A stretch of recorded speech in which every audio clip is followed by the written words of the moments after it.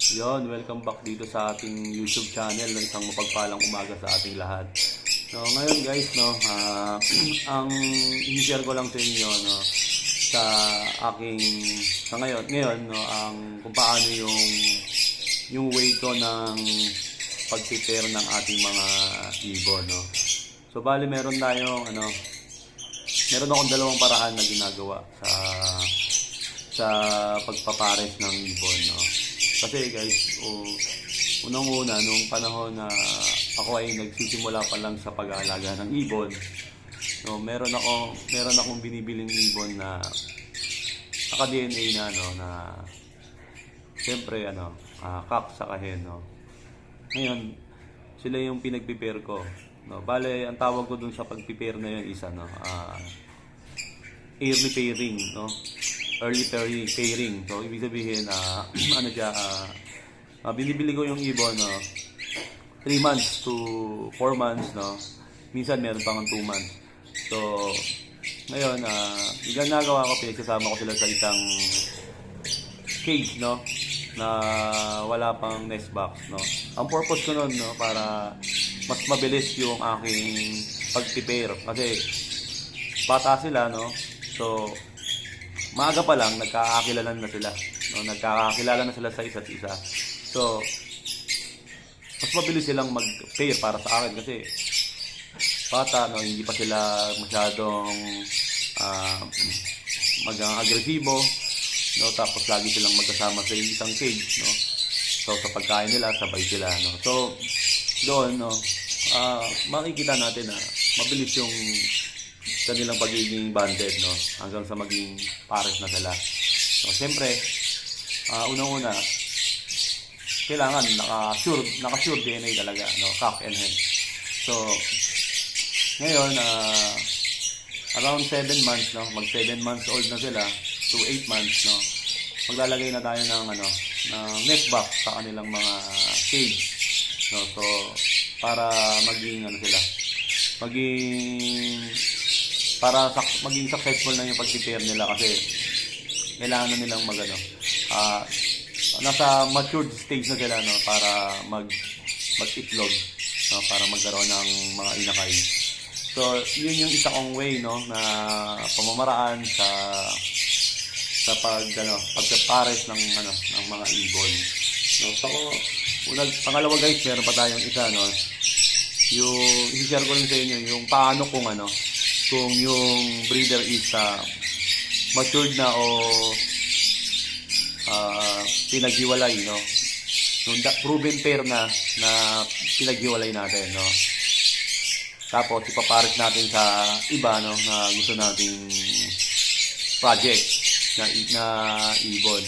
So ganun ang ginagawa ko naman doon guys, no. Iba siya doon sa early pairing, tapos matured pairing. So medyo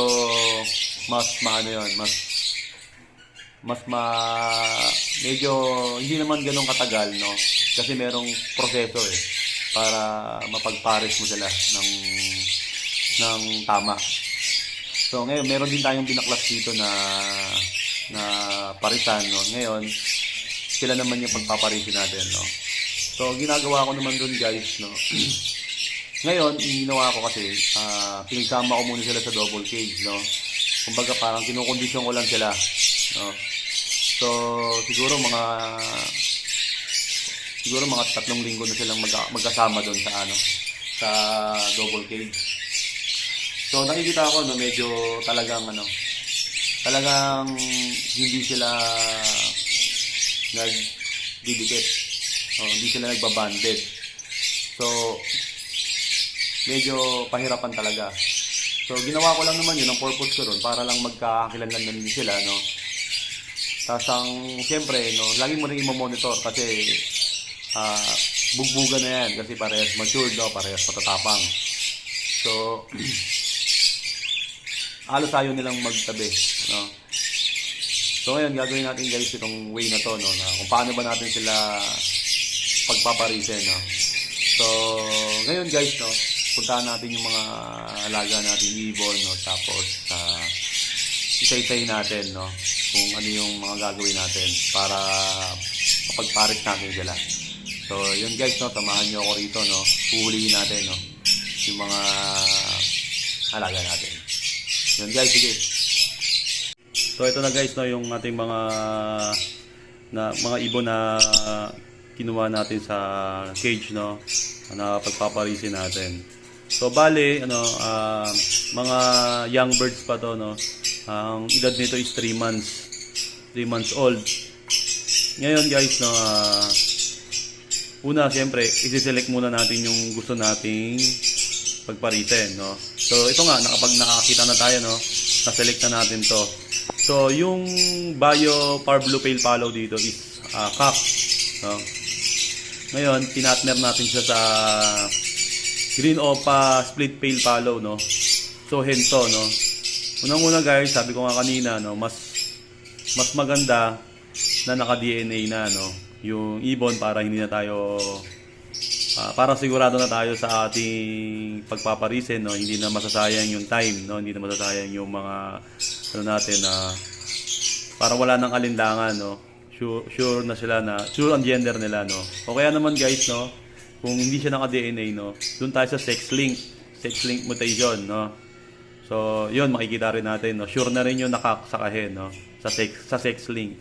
So, ngayon guys, no, ang gagawin ko rito, yung susunod na, ngayon, nagawa ko na yung isang step, no, nag-select na tayo ng ating mga gustong gawing breeder o gusto nating ng project. So, yan, no. Ngayon, ang pangalawang step natin, no, so, pangalawang step ko is papaliguan ko sila, no. Papaliguan ko sila ng sabay, no. Yan, para fresh, no. Fresh sila. So, samahan nyo ako guys, paliguan natin to. So yun guys, ito papaliguan natin sila, no. So, gumamit tayo ng washout, no. Washout, no. Nilagay natin sa pang-spray natin. Yan. So, wisik-wisikan lang natin sila, no. Medyo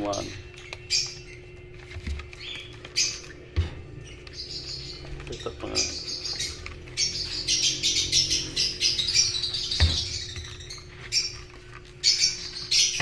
Timplahin ko lang, no.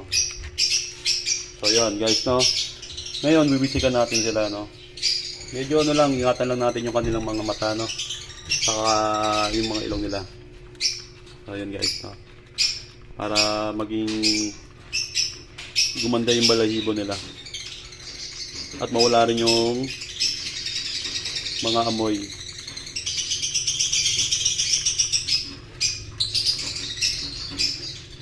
Ayan. Paliguan natin sila.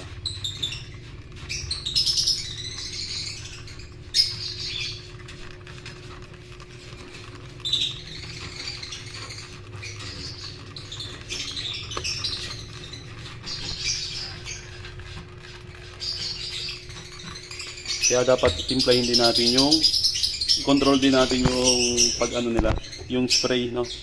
Huwag masyado, ano. Maganda parang wisik lang. So yun guys, no. Ayan, no.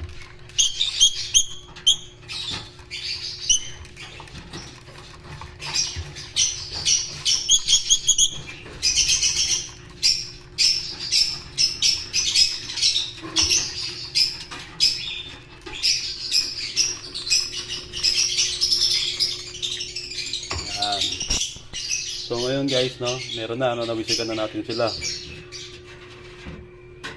So medyo banlawan na natin ang bahagya para medyo maging presko. Hina lang. Yan.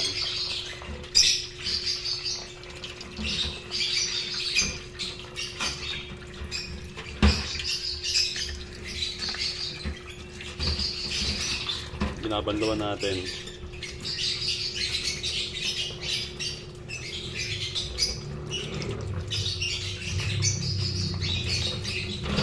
Yan. So yun ngayon guys, no, napaliguan na natin yung mga alaga nating ibon, no. Yan, napaliguan na natin sila. So ngayon, pangatlong step natin, no, ibibilad natin sila sa araw. Hindi naman sobrang init, no, yung ano lang, normal na ano lang, no, para lang matuyo sila. So yan guys, no, tara puntahan natin at bilad natin sila ngayon. So yan guys, no, na binilad na natin sa araw, no. So ano pa lang naman ngayon, 7:30 ng umaga, no.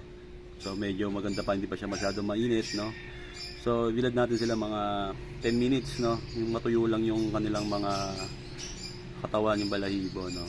So unang-una guys, sabi ko nga early pairing to, no. So ito yung way ko, no, para pagparisin sila na. Tapos sure naman ako sa gender nito. Ano to, yung Biopar Blue is Biopar Blue Opa is cock. Tapos yung Green Opa Split Pale, no, is ano to, hen, no. So yun. So maya-maya, no, 10 minutes, iyan na natin sila, pagsasamayan natin sila sa isang cage, no, kasi galing to sa double cage, no, magkakasama sila, 4 sila ron, no. Kinuha na natin tong dalawa, no, para pagparisen, no.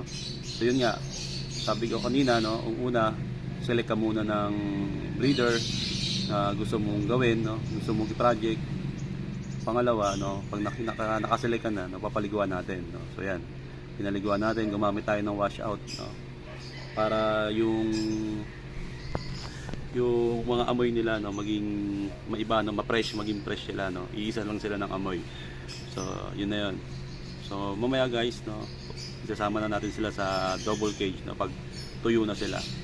Tapos pag nalagay na natin sila doon, no, kukunin naman natin yung matured na, no, yung proven proven pair na pinagbaklas natin at pagsasamahin natin yung magkaiba sila ng pares, no.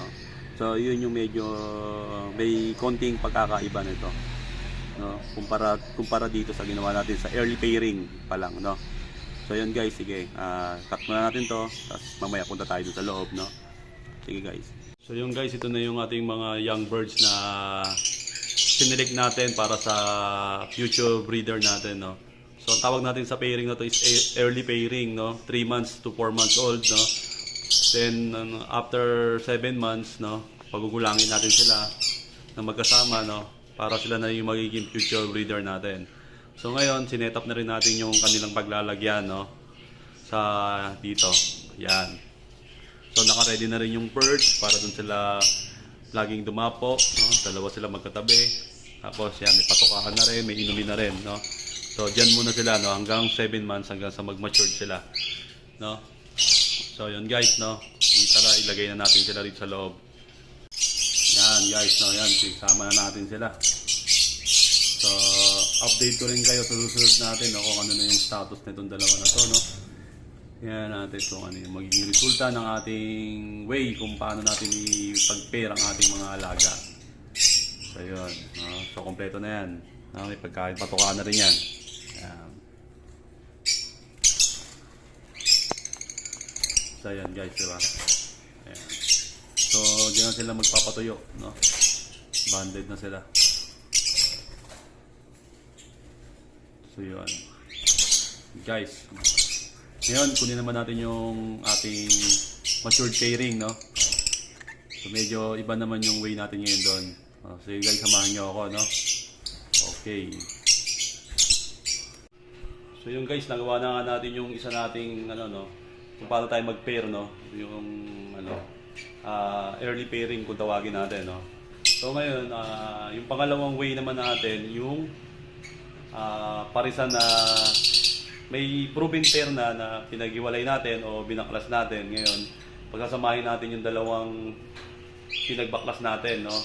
So ngayon guys, ito sila, no, natin. Guys, ito yung dalawang pair na pinagsama natin ngayon na binaklas natin sa kanya-kanya nilang pares, no. So ayan.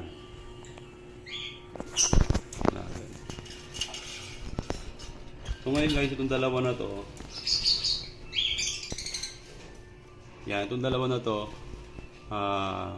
is parehas par blue, no. Yung isa Parehas Opa Pale Palo itong dalawa na to. So yung isa is Bio Power Blue, no. Yung pangalawa naman is Power Blue lang, Turquoise Power Blue. So yan, no. Ngayon, ang hen dito is itong, kita naman natin yung malaki, di ba? So hen yan, no. Proven hen na to. Saka naka-DNA naman to. At marami na rin tong mga inakay na inilabas. So ito naman yung isa, no. Proven naman din to. Proven cock. So ngayon guys, no. Medyo 3 weeks na sila nandito pero meron pa ring gap, no. So yan, hindi pa rin sila magkasundo. Ayan. Hindi pa rin sila talaga pair, no. 3 weeks ko silang kinondisyon sa loob ng double cage na to para makilala na nilang isa't isa. So parang wala akong nakikita hindi pa rin sila ganoon ka close, no. So ngayon guys, gagawin natin ng paraan to, no. Kung paano natin sila mapapa-close, maging banded para maging pair na rin sila, no. Dahil back to back Power Blue Opa Pale lang gagawin natin dito. Yung project natin, no. So, ayun guys, no, huhulihin natin sila, no. Una, ayan, nakaselect nga tayo. Sinilig na natin itong dalawang matured pair na to, proven pair na to, no. Ngayon, huhulihin natin sila, no. Papaliguan din natin, no. Kagaya ng ginawa natin. So, halos the same na, no. The same na sila. So, titingnan natin kung magiging effective ba to, no. Sige guys, no, samahan nyo ako, hulihin natin. So ito guys, nahuli na natin, no. So yan, no. Yung isa is Bio Power Blue, no. Ito yung hen. So proven hen na to. Ito naman is proven cock. So ngayon guys, yung pangalawang step natin is paliliguan na natin sila, no. Kasi na-select nga natin sila, no. Bali, project natin is back to back. Back to back Pale Palo, no. So, syempre, lahat ng iaanak nito is Opa Pale Palo na. So, yan. So, yan guys, papaliguan na natin sila. No, katulad ng ginawa natin kanina, no, sa early pairing natin, early pairing natin, no. So, ganun nang gagawin natin yung pangatlo, no. Gagawin natin, paliliguan muna natin sila. Sige guys. Tayo rito para paliguan.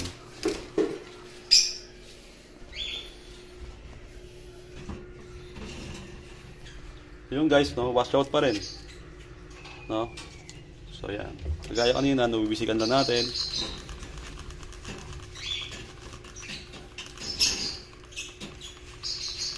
Hanggang sa mag-pair na sila.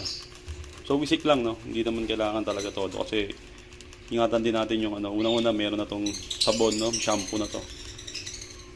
Wash out, no? So para maingatan lang natin yung mga nila, mga mata sa kailong.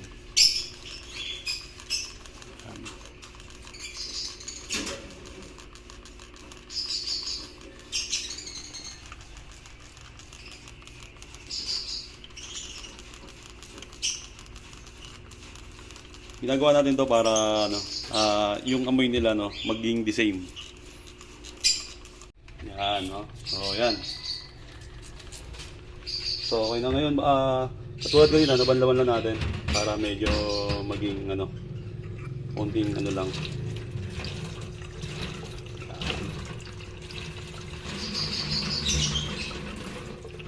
Okay.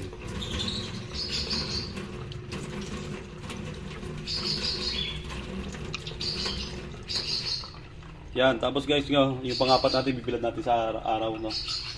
So, katulad kanina sa early pairing natin, no, ito matured pairing naman, no. So, gagawin natin, ibibilad din natin sa araw, patutuyuin natin sila, no. Tapos, doon na sila magkakaiba ng process, no, yung process nila. No, kumpara sa early pairing, ilalagay lang natin agad sa double cage, no, para mag-banded sila, no. Ngayon, sa matured pairing, meron tayong ibang process na gagawin, no, para So ngayon guys, ibibilad muna natin sila ngayon. So ito guys, no, pagkatapos natin baliguan, no, syempre ibilad muna natin sila ng mga ilang minuto rin, no. Yan. So, no. Ito yung way natin. Paliguan na natin, no. Sa ngayon, same process pa rin sila, no. dito na sila medyo magkakaiba ng ano, sa susunod na process natin. No, medyo magkakaiba na sila ng pamamaraan, no, after natin mapatuyo itong mga to. So yun guys, no, tingnan natin. So guys, ito naman yung matured pairing natin, no, na binaklas dun sa kanya-kanya nilang pares. Ngayon sila naman yung ipagpapares natin. So ito naman yung medyo iba, no. Una, sinelect na natin sila. Pangalawa, pinaliguan na natin, tapos binilad natin sa araw. Ngayon guys, i-stay muna natin sila rito ng mga kalating araw, no, mga ganyan. Stay muna natin sila rito ng matagal para ilalayo natin sa ibunan natin, no, na medyo sila lang dalawang magkikita, no. Ngayon kung nag-success na tayo doon at medyo banded na sila, no, pwede na natin silang ilagay sa double cage, sa pairing cage, no. Pero pag hindi pa rin, no, may isa pa tayong way na gagawin, no. So matagal to, dito sila magkasama hanggang sa matuyo na yung mga balahibo nila. Yan. Tapos ilalagay natin sila sa carrier cage, no. Pero i-monitor muna natin kung magkakasundo na sila ngayon. Tingnan natin, no, kung magkukutuhan na ba o pair na sila, banded na sila. So yun. So ihiwalay muna natin, no. Ilalayo muna natin sa ibunan natin, no. Pwede natin ilagay sa kwarto natin o kaya basta separate, no, yung wala silang nakikitang ibang ibon, no. Dalawa lang sila. So katulad nga yan, yung purpose niyan para magkakilala sila ng matindi, no, ng masinsinan, no. Magkasundo sila, no. Dalawa lang sila nagkakakitaan. So yun guys, no. Separate muna natin to. So yun guys, no, nandito na nga tayo sa ano, no. Sineparate na nga natin sila dun sa ating ibunan, no. Nilagay natin sila dito sa ating kwarto, no. Ngayon guys, no, kung mapapansin nyo, no, meron dalawang carrier cage dito, no. So yung isang carrier cage, no, may pagkain, no, may inumin, saka may pagkain. So ito, ginagawa ko to dun sa cock, no. Siya lang yung merong tubigan sa pakainan. So mangyayari niyan, pag nagutom si hen, no, sineparate natin. Pag nagutom tong si hen, no, hihingi siya ng pagkain kay cock. Tapos si cock, syempre, siya yung may pagkain, no, bibigyan niya si hen, no, kasi usually ganun naman. Ganun yung pamamaraan ng panliligaw ni cock, no. Bibigyan niya ng pagkain si hen, no. So ang ano nga lang dito, ang crucial lang, si hen dapat nakapasting siya, no. Ibig sabihin, simula kagabi, no, yun na yung last na kain niya, no. Nung umaga, bago ko sila paliguan, hindi ko pa sila pinapakain noon, no. Ngayon, syempre si hen sigurado gutom na to, no. So mamaya iibon natin sila rito, titingnan natin kung ano na yung magiging status nito, no. Kasi mamaya kakain na yan si hen, ay si cock, no. So panigurado magugutom na to si hen. So dito makikita natin yung pagiging close nila. So gagawin natin to ng mga 2 days, no. Tingnan natin, i-monitor natin, no, kung okay na, no, at tingin natin na sinusubuan na ni cock si hen, no.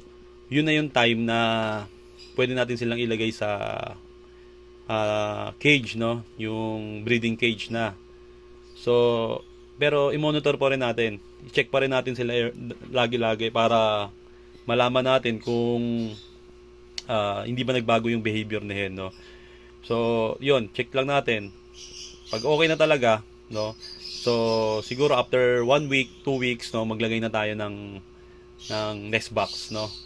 Tapos bigyan natin sila ng mga pang nesting material nila para unti-unti na sila talagang mag-pair, no. So yun, no, kasi sabi ko nga kanina, no, bago tayo mag-start, no, matured pairing tong ginagawa natin, no. So magkaiba sila nung early pairing, yung mga young birds na pinagpares natin ng bata pa, sa matured na may partner na dati, no, na binaklas. So dito yung proper way natin. So yan, no. So susunod na vlog natin, no, guys, i-update namin kayo kung ano na yung nangyari, no. update ko kayo kung ano yung mangyayari. Kung successful ba yung pag-prepare nila o kung ano yung nangyari. So, ganun din, no guys, no. So, sa mga ano natin, sa mga newbie, no, disclaimer lang guys, no, base lang to sa mga experience ko, sa mga nagawa ko rin, no, sa mga natutunan ko rin sa pag-aalaga ng ibon, no. So, yun lang guys, no. Maraming salamat sa pagsuporta, sa mga nag-subscribe, no. Ganoon din sa mga nag-like na nood, no. Maraming salamat sa inyo, no. Malaking tulong po to para sa katulad ko, no, na nag-share ng mga idea, ng mga natutunan sa inyo, sa mga newbie, no. So, maraming salamat din sa suporta. So, yun lang guys, no. God bless sa ating lahat, no. Sige po. Yun guys, no. So, nakita nga natin yung way natin kung paano natin pinag-share yung young birds, no. Young birds pairing natin, yung early pairing natin. So, pinakita din natin kung paano tayo mag-pair ng mga matured na pair, no. So, ngayon guys, quick update lang natin yung Dan Palo natin, no. So, titignan natin dito, no. So, tingnan natin guys. So guys, ito yung project natin na Dan Palo, no. Back to back Dan Palo, no. Opaline Dan Palo, no. So, sa ngayon, no, may checking clutch na, no. So, ang result na nung first clutch natin, nag-egg sila ng 3, no, sa kasawiyang palad, no, hindi siya nag-fertile. So, yun nga, no, gusto natin i-prove kung mahirap ba talagang i-breed si Visual Dan Palo hen, no. So, nakapag first clutch na tayo. So, at infertile, no. So, ibig sabihin nun, walang similya yung itlog. So, ngayon, meron na naman silang itlog, no, nasa loob. So, second clutch na to. So, doon, tingnan din natin kung ano yung magiging resulta, no, kung magpifertile ba o hindi. So, ginawa naman natin yung part natin, no, na kung ano yung dapat natin gawin. Binigyan natin sila ng mga fertility booster, pinakain natin sila ng mga pang fertile, no. So, wala pa rin talaga. Clear eggs, no, yung first clutch, no. So, yung way ko naman ng pag-prepare nito kasi ano sila, separate yung pinagdila natin, no. Yung isa kay Zach Malone, yung isa naman kay Pretoria Nest, no. So, napag-pair din natin agad, no. Dun sa methods nga na ginawa natin, yung pamamaraan natin na pinakita natin sa inyo kanina, no. So, yun yung way natin kaya napag-pair natin tong dalawang ito. So, check natin tong Dan Palo, no. Ayan. Yan. So, yan, no. So, ayaw lumabas. Check natin. May itlog to ngayon, guys, eh. So, yan, no. Naglilimlim. Ayaw niya iwanan.